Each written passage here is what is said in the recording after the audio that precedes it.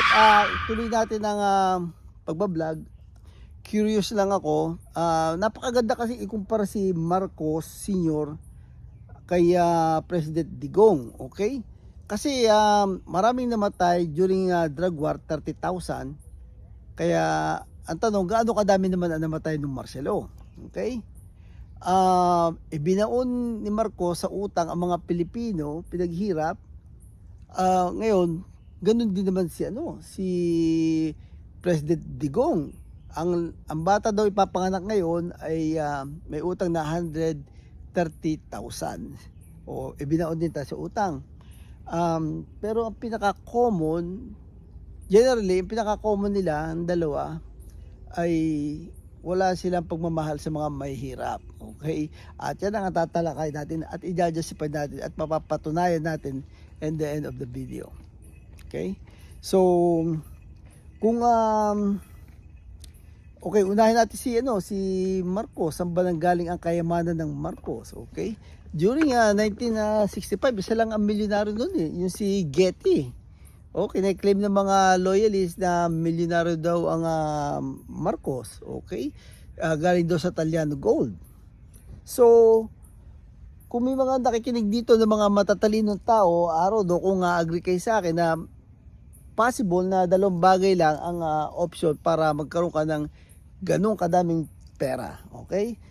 Probably yung Yamashita Treasure dahil 1945 hindi na yung mga looters ng mga Japanese army, hindi na nila madala ang gold sa Japan. Okay? So hanggang kaya na-stuck sa Northern Luzon. Okay, ang mga gold. Anyway, ito pa possible na yung loan. Okay, kasi billion dollar ang niloan ng Marcos. Okay? So doon ang galing ang kayamanan ng Marcos. Doon sa mga inutang ng bansa pero hindi naman napa-invest. So dahil tumutugma yung mga numero. Okay? Kasi si Imelda Marcos nagpakita ng mga kayamanan di ba? So hindi nila may tatanggi yun. Kaya lang ay nga ang mga bobotante ngayon dahil wala na silang kaso. Hindi na mapapabalik ang kayamanan. So yun ang nakakalungkot. Anyway, so dalawang bagay lang yun. Okay?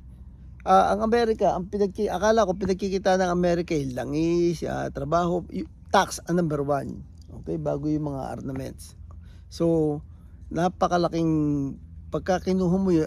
Ang nangyari sa Pilipinas, iniloan ang Pilipinas. So, lahat pagbibigyan ng Pilipinas ng loan, bakit ka mo hindi? Madaming collateral ng Pilipinas Dahil during that time, ang dollar 1:4. Okay? Kaya at saka si Marcos talagang siya ang maingay sa Amerika. Kilala siya. So talagang nung araw pa pala yung uso na yung budol-budol. Nabudol-budol niya ang buong mundo. Akala natin nabudol-budol niya, nautangan niya, pero hindi naman isinare sa mga Pilipino. So yun ang kapalaran ng mga Pilipino. Okay? So anyway, ito pa. Alright, bakit ka mo hindi maganda ang hindi wala silang malasakit sa mga mahihirap. Okay? Ito pinakamaganda example Itong Korea, okay? Ang Korea ay mahirap na bansa after kasi tayo naka-recover ng World War II Sila 1950s meron pang Korean War. Okay? At saka napakapangit ng napakahirap mabuhay sa Korea. Okay? Ang farming nila, ang mga tao doon, nagtatanim sa summer at inalagay sa garapon, pa mga kimchi, para meron sila sa winter. Okay? At bundok-bundok pa yun, malamig ang tubig. Wow! Parang na very harsh country. Pero ngayon, ang Korea ay successful. Okay? Isa sa kinikilala ngayon mayamang bansa. Bakit kamo? Kasi yung kanilang, wala silang President Digong, wala silang President Marcos, wala silang President Gloria, wala silang President Erap. Yun ang Yun ang sitwasyon, okay? Isipin mo yun na lang, sa daming perang pupuhanganin na pwedeng rolling expenses ni Marcos yung kung pinaganda ang Pilipinas at hindi tinakbo. Oo, kung hindi tayo inistapa, istapa ng tawag doon. Ano pa bang gusto nyo tawag doon? Na big scale nga lang. Oo. Tingnan mo ang Korea ngayon, okay? So, wala silang natural resources, wala silang langis. Actually, I mean natural resources na doon sa bandang north, okay? Kasi yung kanila puro bulubundukin, napakahirap mag-farming. So, but ang ano nila ay yung sipag at tiyaga, dedication at saka wala silang mga walang yan leader. Yun na yung totoo doon. Okay? So, anyway, ang sabi nila ay ang kabataan daw ang pag-asa ng bayan.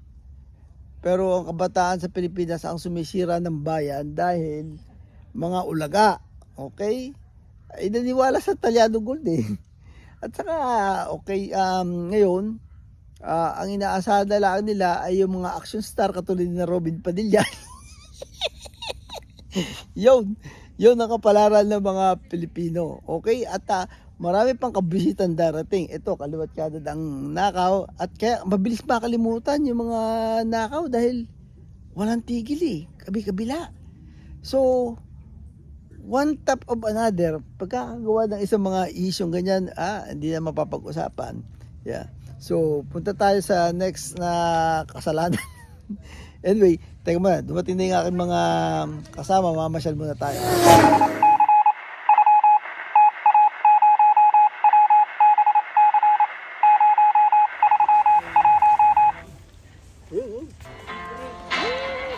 Hawakan ko ba ito? Oops!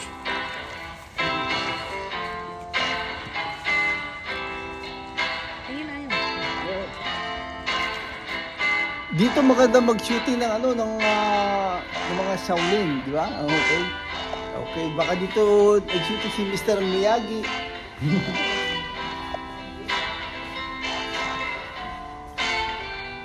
Wow, ganda no?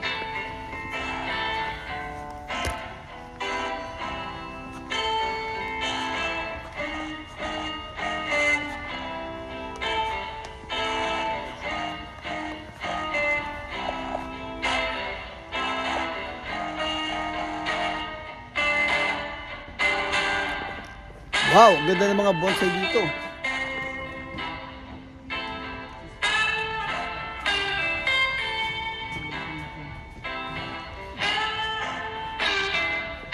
Ganda no? Ganda ng mga bonsai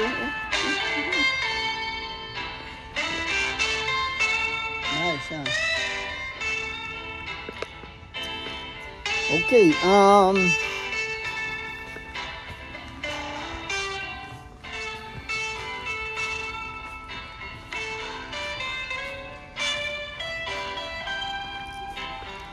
ibang ano to ibang putahe dito eh.